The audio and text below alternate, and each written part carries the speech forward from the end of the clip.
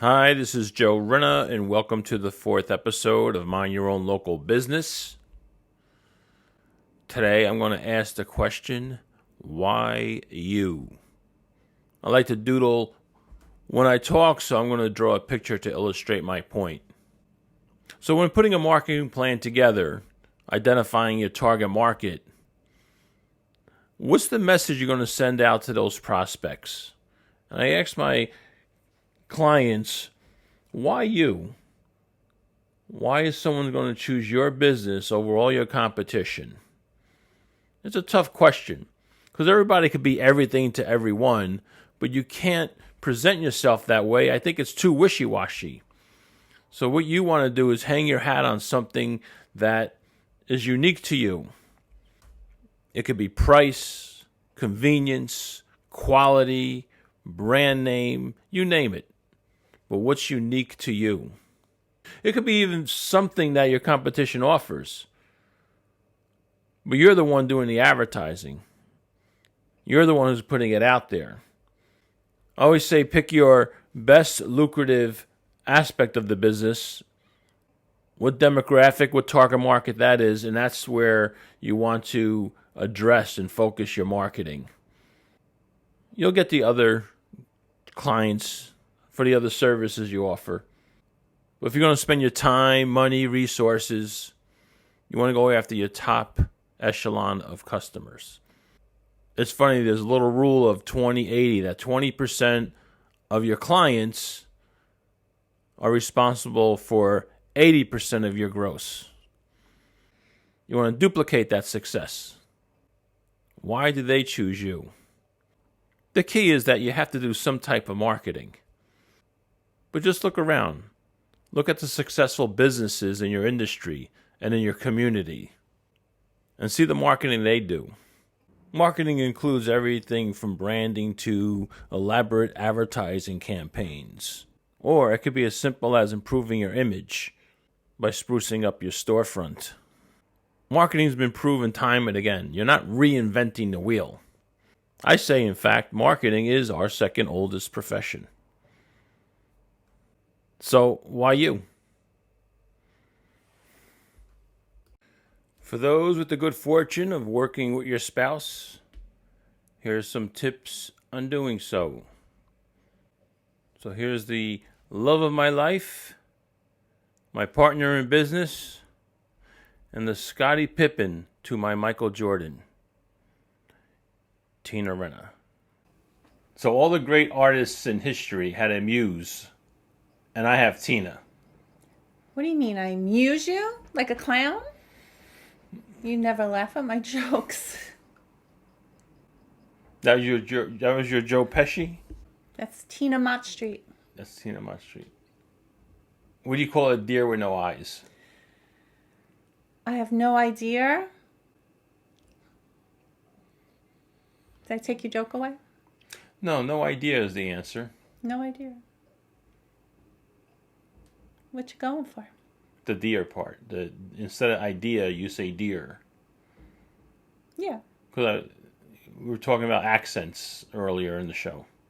So you gonna make fun of me? No, I'm not making fun. It's a joke. You can take the girl out of Mott Street, but you can't take Mott Street out of the girl, my mother would say.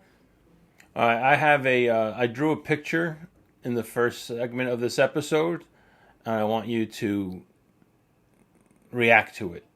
All right. All right, so here we go. I'm going to put the picture up now. This is what the kids nowadays call a meme. It looks like 5 girls that I grew up with. and we were like 12 at the time.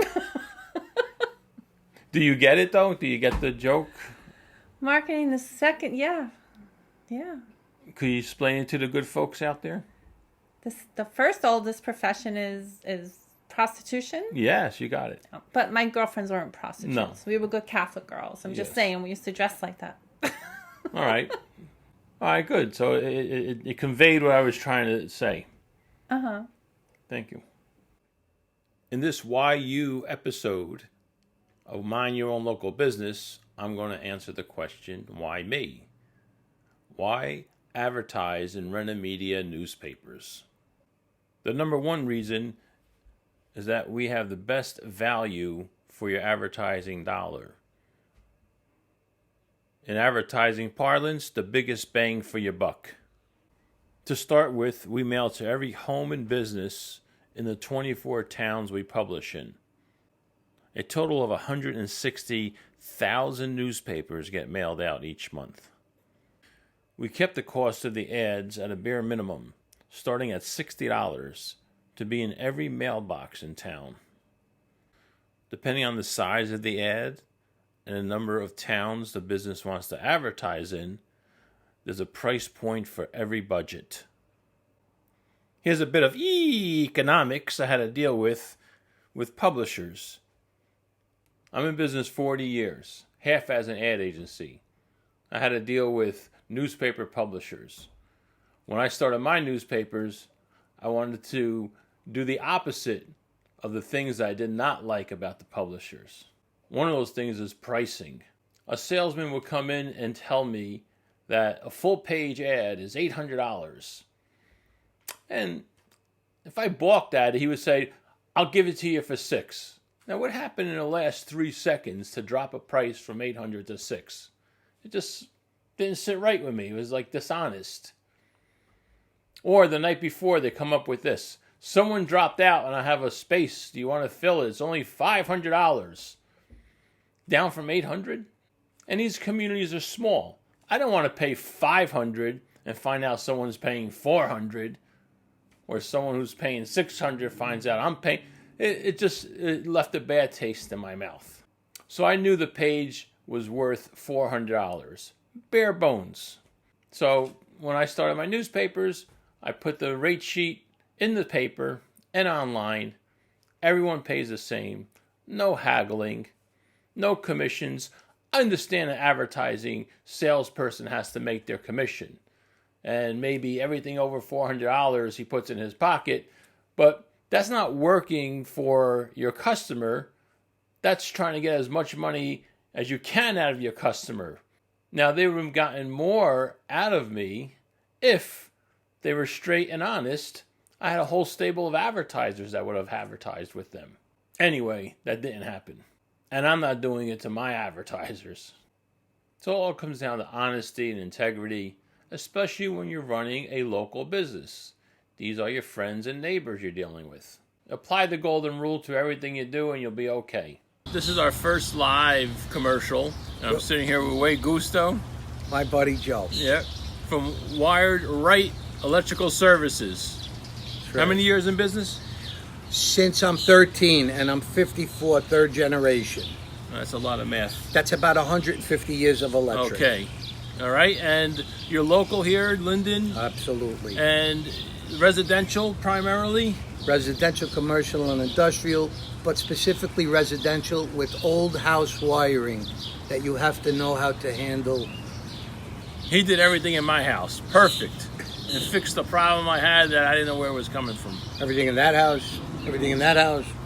But yeah, we safety is first. Yep.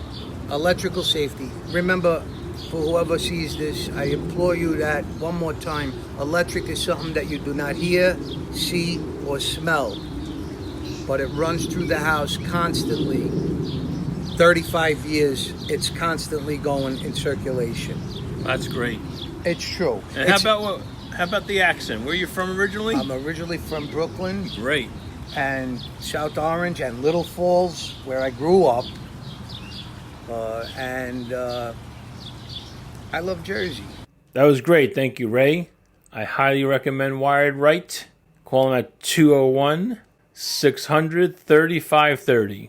Not only is he a tremendous electrician, he's fun to talk to. And not just because of his accent. Which is a perfect segue for my next segment, Watch Your Linguini. Don't get me wrong, I'm in no position to criticize how someone speaks. I struggle to overcome my Elizabeth accent every day. I did go to school at St. Anthony's on 3rd Avenue, where I spoke perfectly normal. In this segment of Watch Your Linguini, I have my brother Nick, who's visiting from Florida, sitting with me. and he's a professional PA announcer. And here's a few tips when you're doing your public speaking. PA, by the way, means public address announcer, because people are going, what's a PA announcer? That means like when you're at an event and you're going, may I have your attention? So you could be doing a sermon, you could be doing a eulogy, you could be doing a teaching in class. The thing I found the weakest is people run out of air at the last sentence, or the last word of a sentence. They'll say, I went down the street and I got something to eat. Then I went to and I say, well, I can't hear the last word because they're running out of air and they're on this rhythm. I want the first word to be as important as the last word. They should be balanced. But if you notice now as a new listener, you'll hear, wow, that guy drops off. Nick was right. I mean, we all do it. But I always say to speak and not be heard is the same as listening without hearing. So communication. Wait, hold on. What's the saying? To speak and not be heard is the same as listening without hearing. Okay, I got you. That's a good one. You made that up? Yes. Oh, and one more thing. Since my brother Nick was up from Florida, it gave me the chance to do something I always wanted to do. Do you remember the night in the garden? You came down to my dressing room and said, kid, this ain't your night. We're going for the price on Wilson. My night. I could have took Wilson apart. And what happens? He gets a title shot in the ballpark, and what do I get? A one-way ticket to Palookaville. Charlie was my brother, Charlie. He should have looked out for me. Just a little. I wouldn't have had to take those dives for that short-end money. Don't you see? I could have been a contender. I could have been somebody. Instead of a bum. Which is what I am. Let's face it was you, Charlie. So that was a scene from On the Waterfront with me as Brando, Nikki as Rod Steiger. What do you think? Give it a Rotten Tomatoes rating. Rotten Tomato, 1 to 10 or 1 to 100? 1 to 100. That's too much math for me. I'm going to do 1 to 10. What's the difference? But I would give it a, oh, honey, I'll give it a 1. A 1 being good. Bad. Oh, no, the opposite. So I'm more of a word person. I'm 1. horrible at math. All right, math. Give me a calculator. So 100, honey. I'll give you 100. 100 on Rotten Tomatoes from my muse. That's why I'm on the payroll. There you go. And we're going to end the show on a high note, or should I say on high note, featuring Father Vincent Zuliani. He was our pastor at St. Anthony's Church. His contract writer included a tray of Saraceno's cannolis and no brown M&Ms in his dressing room.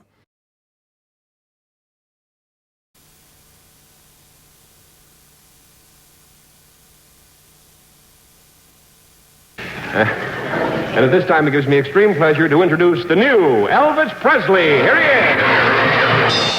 I guess they understand how lonely like a baby, but living it again. They ain't the kind.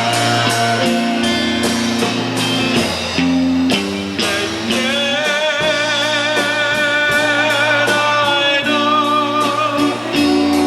how lonely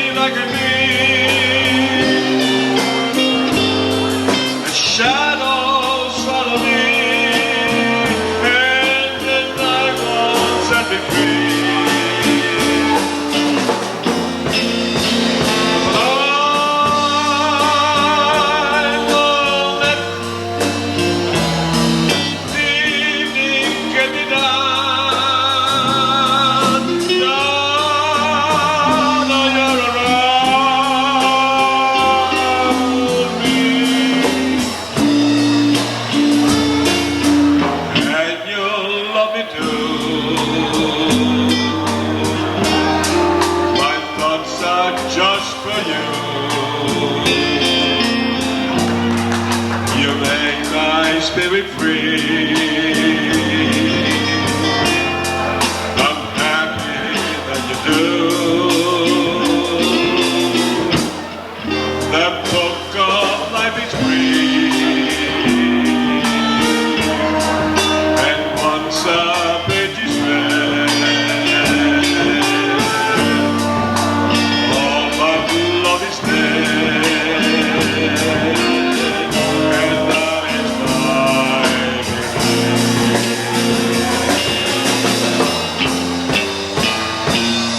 and I know the lonely like a bee, the shadows follow me, and the night won't set me free. But I won't let evening get me down.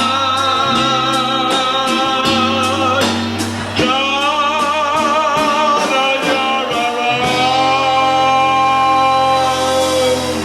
me.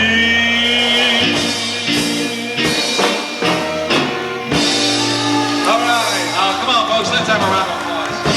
Very nice, Mono. Thank you.